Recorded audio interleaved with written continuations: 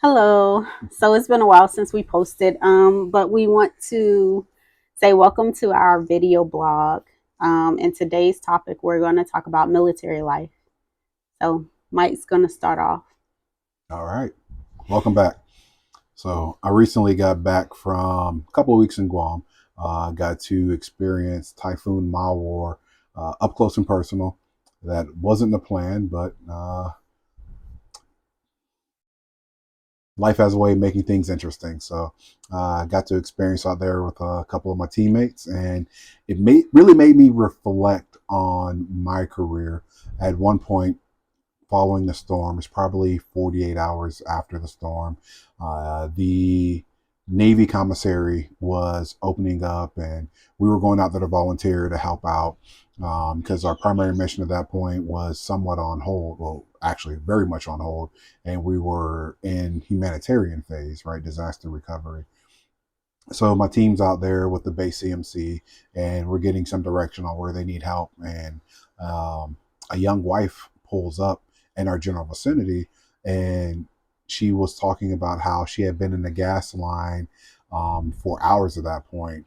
And this is 7:30 in the morning, so she's already been, waiting for a couple hours. She got to the pumps, and she was redirected to a different line, and she was, very visibly upset. Had a couple of young kids in the car, and really was just like, I need help, right? My husband's deployed, he's on a submarine. We have no power, we have no running water. She was like, the only way to cook food is on the grill. And, she was just really expressing a plea for help. So we finished the meeting with the base CMC, and my team and I, all submariners, of course, go over there. And we're like, hey, ma'am, like, we get it. We understand. Like, we're all submariners.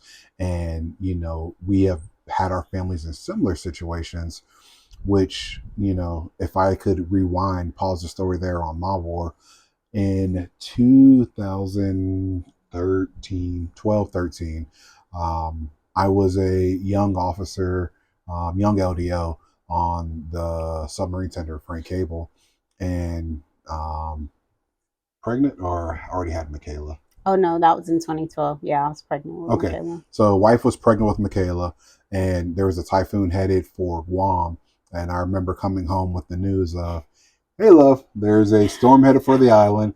The ship is sorting. We're leaving.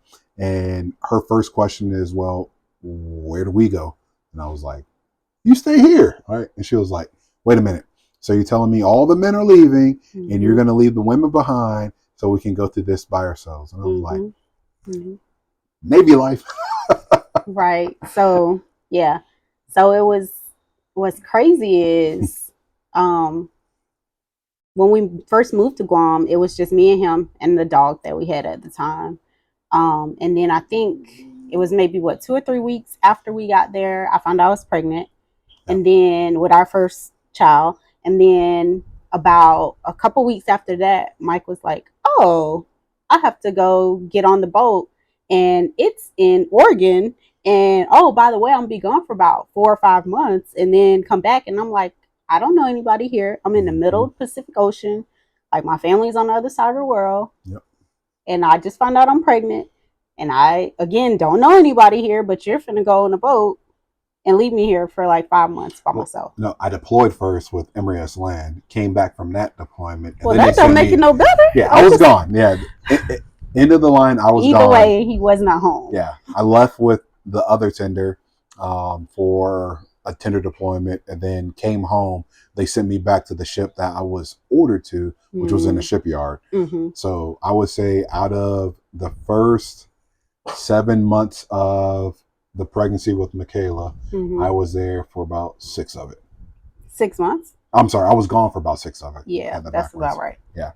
So I think I came home like month 7 of the pregnancy. And then around that time, I think that's when they were like, "Oh, a typhoon is coming. We're gonna leave." And I was like, "Wait, what? Like, you can't just leave us here." Yeah. But that's what happens. And it was funny because, well, not funny, haha, but more so when he came back, when he came back from Guam this time, And I was just telling him, he was telling me all the stories about the wives, complaining about how their husbands were gone and they didn't know what to do and they're having to go through all this stuff by themselves. And I just think it's important that before you marry a guy or a spouse that's in the military, that you understand what you're getting into, because a lot of times people or women, even men, like, it's like this fantasy. Oh, I'm going to marry this person that's in the military, we're going to get to travel the world, and it's going to be this big fantasy, and you don't realize that you have to be very independent. Like, you're going to spend most of the time by yourself. You're going to have to make sure everything gets done on your own. You got to make sure the bills are paid. You got to make sure that you keep the car maintenance up. You got to make sure if something breaks that you have resources to get that stuff fixed, because your spouse isn't going to be there. If you have kids, you have to make sure that you can square them away. You kind of have to be mom and dad while they're gone, because that's just the military life. And I think a lot of people don't understand that. And then on top of that, when you're in some of these places, say like Florida, I'm from Florida, so I'm used to hurricanes, but I've met so many people who aren't used to those things. And when those issues hit, they don't know what to do because nobody's told them. And so, it's just, it's a really, it can be a difficult life, being in the military, family, but I don't know. I just think there's not enough information out there that prepares people for what they're getting into. Well, I would say the information is present, but people probably aren't utilizing it, the best way possible, right? Like, because it's always well, we have time, we can do it later. We'll get to that power of attorney. We'll build the go bag, or we'll get the food supplies and the water, and then the time just runs out. Yeah. And, especially being at an operational command, you're busy working up prior to the deployment, and then you're trying to take care of all the needs that your ship or your command needs, and then it's like, well, it's time to go, and you're like, man, I wish I had another week excuse me, another week so I can take care of these last things. And so it's hard, right? And especially when you're operational and you get the short notice, like, hey, we got to leave now because of weather avoidance, or bad people doing bad things in the world, and we need your command to respond, right? Or hey, somebody got hurt on the ship and you're the built-in relief, so hey, we need you to go out and go support them until so and so can get back on their feet. So there's just a lot of randomness that's associated with military life. And like Karina said, you really have to have that independent streak where like the good word says, you can encourage yourself, right? Because you may not have the family structure around you that can support it. But one of the beautiful things that has come of that, I remember when we got our orders to Guam, it was the furthest that either of us had lived from our families. And so we were married 3-4 years at that point. And so we had to really learn how to rely upon each other, because, like, running back to the States wasn't really a good option, right? Mm-hmm. $2,000 plane ticket minimum to get off Guam to get back to the mainland. Right. And so we learned how to, communicate better, right? We learned how to, really look at how we're a team in this, right? And how, we both have to support each other, because, we said until death do us part, for better or worse. Mm-hmm. And, being overseas in a remote location, pregnant with your first child, and not having the usual support, the family, the friends, the brothers, the sisters, was hard, right? Mm-hmm. And especially when you look at how expensive it is to get out there. We were blessed to be able to have some family come out, but the overwhelming majority was like, hey, we'll see you when you get back. Exactly. They either couldn't afford, or maybe just didn't want to make that sacrifice to, come out, to save the money and come out and see us. And that's understandable, because it is expensive. But that's the reality of it. Like, I think most military families will tell you, like, wherever you go, you'll have family members who will say, oh, we're coming. And usually, at least I know early on with us, we always tried to make sure when we moved, we were in a space where we had an extra, room available, guest room at all times. But I think, at least I can't speak for Mike, but for myself, I got to the point where I was like, what's the point of us spending extra money for this extra room that nobody's using and nobody's coming to visit? Like, you know, people say they're coming and a lot of times they don't. And you just come to terms with that. It is what it is. Or the people who do come, it's the same people that visit you wherever you go. But with the military life, you kind of just have to. And I was talking to our daughter about this the other day because she was saying like how us here being in Hawaii, there's family is a really big thing. And so all of her friends here, the local friends, they have their aunts and their uncles and cousins. Mm-hmm. And she's like, we don't have that. Our family is back on the mainland. And I just told her, look, with us being military, it's our family is whoever we make it. And wherever we go, we always find a group of people that are close, just like family. So I told her, I say, you have aunties and uncles from the church. You have, grandparents from the church. You have cousins from the church. Even like our local friends, you have that family. They may not be your blood family, but they're your family. And if you need something, you can call them. And that's just how it is, here or everywhere in the military. When you sign your kids up for school or you sign them up for extracurriculars, first thing they ask is, I need an emergency contact. Well, when you've been somewhere for all of 48 hours, you don't have emergency contacts. So a lot of times, some of the first people you meet become your emergency contacts, and you have to create those bonds rather quickly, more quickly than most people who are civilians, because you have to have, ties. You know, it's a different environment, I guess. Yeah, lots of unique challenges associated with it. And I think sometimes, especially with us submarine folk, right? Communication is way better now than it was when I first joined. Long way away from family grams. We used to get these little pieces of paper. You get a stack of them. I forget how many you would get. And then you would hand those out to your family and they would fill them out and they could essentially send them to the Navy, and the Navy would put it on the message broadcast of like, hey, your family, your mom and dad say, and it was like, I remember like 6 lines. So it'd be like, proud of you, son. Keep doing great things. We love you. All is well with the family. Go America, right? And so now we have email, which is, an awesome tool to communicate, but we don't communicate all the time, right? There are times where we're doing submarine things and we limit communication. So I used to tell Karina, I was like, everything's fine, right? I was like, you may not hear from me, assume everything's fine. And I was like, if you see guys show up with the flag at the door, everything isn't fine. But until that happens, everything's fine, right? Like, don't worry about it. Like, we may say we're going to communicate in 30 days and it's been 45. That just means mission parameters change, right? But everything's fine. And I think that was a lot of time for her to really build that network and those friends who she bonded with, and trying to find meaningful ways to pass the time while I was off the face of the planet doing what the Navy needed us to do. So it can be hard, right? And so when I go back to thinking about MAWAR and the amount of families that their significant others were deployed, male or female, and so they're there on the home front while our front line is out to sea taking care of business.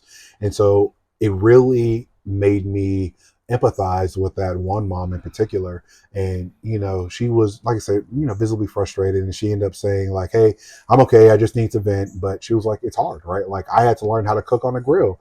I've never started the grill before, right? And that we don't have running water, and I'm trying to keep my kids from going crazy, and it's very challenging. And so we sat and we talked to her for a little bit, and we made her laugh, trying to kind of bring some levity to a very serious situation, but just trying to take some of that off her shoulders. And then we ended up seeing her a few hours later, and she was in a much better place, right? We were able to help her get into the commissary. She was able to get gas and then go back home. And it was just a awesome experience to be able to help somebody during a natural disaster like that.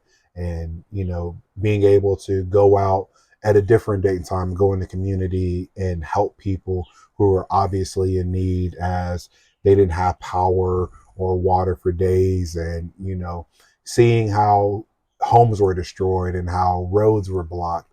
And me living on the island here, we feel like Oahu is protected, with all the Hawaiian Islands, because of the trades, and how the trades essentially will cause organized weather systems like that to break up and not be able to form. But it still made me realize, like, I need to carry that water forward here, so that way I can try to make sure that we're best prepared. Because even with the amount of preparation that the government of Guam did, and hats off to them, they were well prepared for the storm. They had great response afterwards. But when you get punched in the face, you're still going to take a second to kind of get yourself together, and then be ready to respond to that. And so I want to make sure that I can do the same for my my ohana, my network, my friends, and kind of give them the experiences of what Typhoon Mawar was for us, being out there and going through that Cat 4 typhoon firsthand. So um, we I took a lot of pictures, and my wife made a compilation video, and Karina posted it to our YouTube page already. And so that's out there. And in the future we'll probably discuss a little bit more about it, that disaster preparedness piece. And anybody that's in the military, that's a term that they've heard before. And it's one thing to discuss it, and it's a completely different thing to have to go through it and then figure out, well, what is our game plan if we don't have power for 2 weeks, right? And then as of this video, I think Mawar was 2 weeks ago, 3 weeks ago, right? And then there are still parts of Guam that are trying to get power and water back, right? And so it's a terrible situation. But then it goes to show you the strength of the human spirit too, and how communities bond together, and how neighbors help out neighbors. And that was an amazing thing to see, where one neighbor may have had more of, and a neighbor had a lack of, and people sharing with each other and trying to make sure that their community, right, is taking care of their community, until the government's able to come in with the abundance of resources that they can bring to the table, such as FEMA, Red Cross, Coast Guard relief, things like that. So really interesting time to tell. But it really just makes you appreciate the unique position that our sailors, Marines, airmen, soldiers, Coast Guardsmen, the position that they're in, and what they sacrifice when they raise their right hand and say, I'm willing to defend, support and defend the Constitution of the United States of America, and everything that entails, that they don't know at that point, right? Like, I raised my right hand, I was 17 years old, and I'm turning 40 in a month, right? And I had no idea on the things that I was signing up for when I look back at it, these 2 decades plus later. So my hat's off to all of you, right? And from one sailor to my brothers and sisters out there, fighting the good fight, I appreciate everything you guys do. And as I reach the tail end of my career, and I do a lot of reflection, and a lot of soul searching, and thinking back on it, it really is the brotherhood, the sisterhood, that person next to you who helps you get through the ish at that particular moment, where your family is anywhere from 1,000 miles away to the other side of the planet. And you fight for them, you fight for home, you fight for the things that are special to you. But it's that person next to you that helps you continue the fight going on, right? So all good stuff. Yeah. And so to that, I would say, when Mike was basically saying that, when you sign up for it, a lot of times you don't know what you're signing up for. I'm sure, when he signed up as a 17-year-old, he wasn't married, he didn't have kids, he didn't realize the sacrifice that he would have to make being a husband and a father. And it's totally different as you grow, things change, but the mission is still the same. And even though a lot of times they say family first, it's not family first. And we know that, but it doesn't make it any easier. But you learn to navigate it. And so as a family, we have to sacrifice a lot. We have to sacrifice time away from him. We have to sacrifice. Just last year, he wasn't home for Thanksgiving, and that was hard. We had just bought a house, so it was our first time having holidays in the house. And oddly enough, not odd because God works in mysterious ways. And me being a person who I don't like people to be alone, especially on holidays, and not wanting people to be left out. I invited different people from our church who I thought may end up spending the holiday alone, and had them over to the house, not knowing that Mike would not be home. He was in all intents and purposes supposed to be home for Thanksgiving. But I don't really remember what the timeline was or what happened, but he ended up being stuck wherever he was. And we ended up spending the holiday with a house full of people that we had invited over so they wouldn't be by themselves. And lo and behold, the Lord blessed us so we wouldn't be by ourselves. But that's where that community comes back in. Wherever you go, you have to build your community and lean on each other when you need it. And I will say, like, for me, that's not always been easy because I am a very independent person. But I've been blessed. She doesn't like asking for help. I don't like asking for help, even when I know I need it. It's just that's just the way I'm built. But I will say that we've been blessed to be surrounded with community and people who know me well enough to know when I do need help, even when I don't ask for it. And that's a blessing. But military life is a sacrifice. There are benefits. A lot of people only see the benefits. A lot of people think you're military and you have money, which is not true. You have to, just like anybody else, manage your money. There are a lot of benefits that come with it, but I feel like all the sacrifices that you have to put up with, it's a give and a take. It's a give and a take. Right. Because there are some awesome things. Like I got my undergraduate and my master's degree, while on active duty with the Navy. The overwhelming majority of which the government paid for. I had to come out of pocket a little bit with my master's degree because I was trying to finish on a timeline, and tuition assistance only paid so much. Been able to, live in some awesome places, like we're here in Hawaii, but, it goes back to, yes, I have definitely missed the wife as a tracker. We got married in 2008.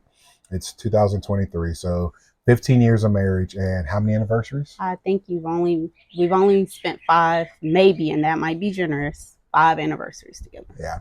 Right. Numerous birthdays. Right. We met on my first sea tour, and I have completed 3 more since then. So 4, sea tours total. I have years of my life on the ocean, and, my son's first year of life, I was gone for 6 months of it. And so I was there for the birth. Mm-hmm. Got to be there for the birth and the conception, right? Whoop, whoop. Really? The conception? And then I think a few weeks after he was born, maybe a month. It was like 6 weeks, I think, because he was born in December, and I think that February we ended up going to sea. January, you went to sea. Yeah, it was close, right? Yeah.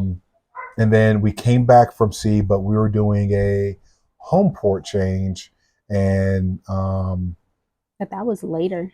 Was that later? So you came back from sea, and I remember because while you were gone, Mom came for a little bit. Yep. And then when you came back, she came in like March. And when you came back in like April or May, like Cam didn't know who you were, and you were like just distraught. You were like, my son doesn't know me.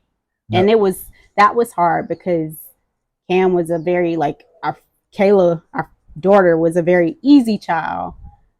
So I don't know. Everybody was like, oh, it's going to be different with the second one. And, you think you know everything. I'm like, no, my first kid was easy. This kid will be easy too. And Cam was the total opposite. Like, he wouldn't sleep. He said, watch this, mama. It was hard. And then Mike wasn't there, and that was hard. But then there comes community again. We had this great friend who was in law school, and she ended up down in our area before her husband PCS down. And so she was there before we got there.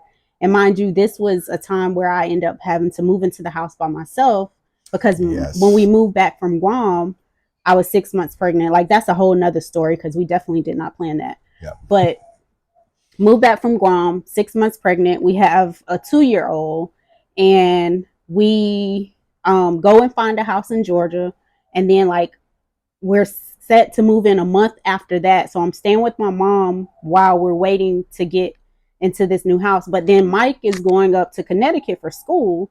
And so we get him up to school, and then I'm staying with my mom. And the end of the month, I'm like, okay, I need to go move into this new house. So it's me and the 2 year old moving to the new house. And my friend comes over and helps us.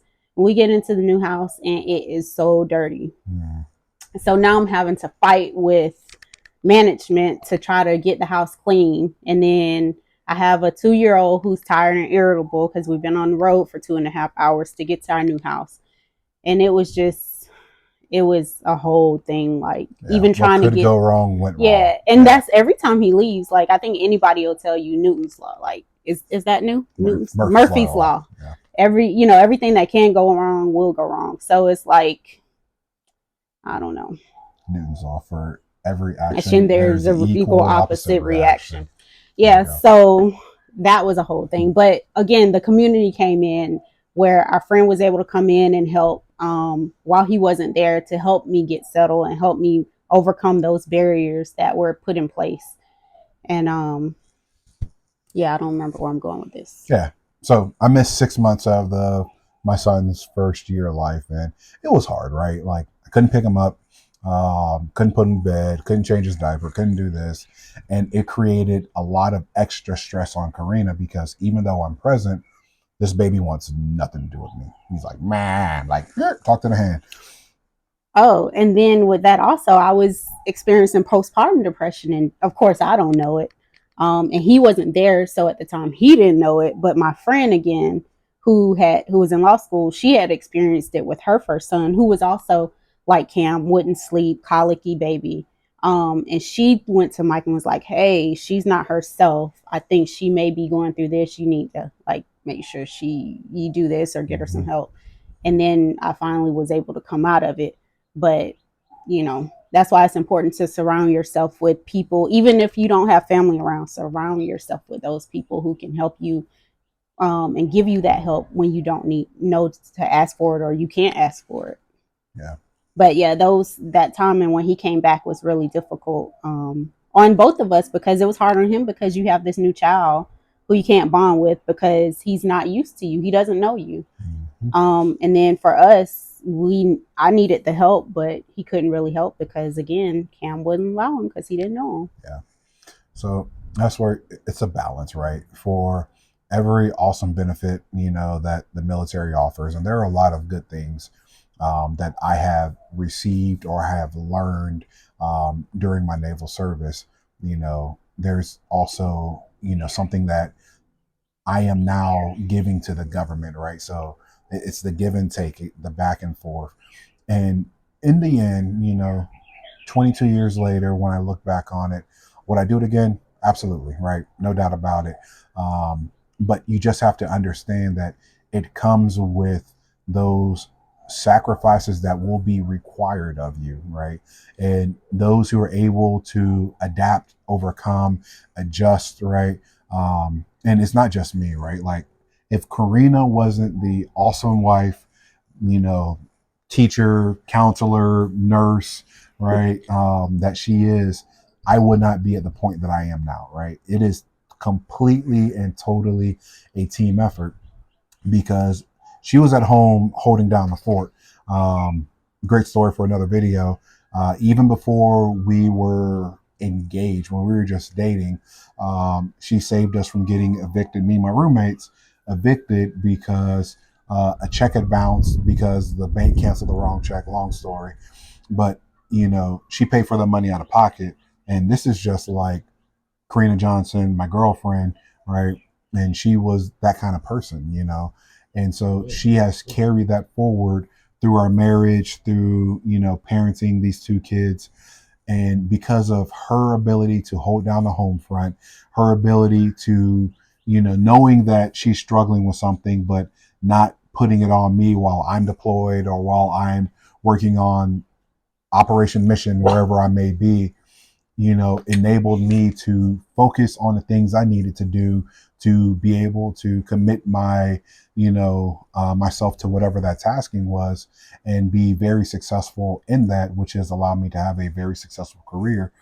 And so all that to say is, I didn't get me here, right? It was by the grace of God that he blessed me with an awesome wife who could take care of those things that allowed me to, focus on whatever the tasking that the Navy gave me to be. And so that's why every time, somebody puts me in front of a crowd and they say, hey, here goes another piece of flair for doing a good job, I always like her to be there so I can publicly say, this piece of flair wouldn't be possible if it wasn't for my wife taking care of the family, the bills, the house, right? She has learned how to be a minor electrician, a minor plumber, right? A minor appliance repairer, right? She has learned how to, bandage the kids up, take care of them, recognize that's a okay bite, that's a bad bite. Let's go get that checked out.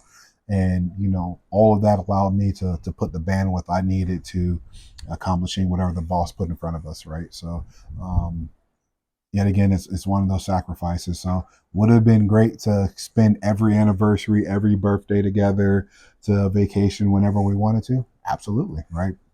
Who's going to say no? I don't want to spend an anniversary with my wife and go get a hotel room and go do what married folk do. But duty called, and I knew every other time that I raised my right hand what I was getting myself into at that point. So, I knew what was required, and I still chose to do it. So, yeah, it was a hard life, and sometimes the sacrifices would be harder, right? There were definitely tears shared on both sides of the equation, but in the end, we balanced it out. We're still here. We're still fighting. We're still, doing the things that make us happy, make the kids happy, and we're continuing to build that life together, right? Continuing to strive for a more perfect union between the two of us, and try to make the world a little bit of a better place for our kids at the same time. So yeah, definitely a lot to it, and just one little snippet of our story, and there's so many more that we could tell, but I don't think we want to write the book in one setting, right? Right. So with that, the people have spoken. We appreciate you guys for listening to our story.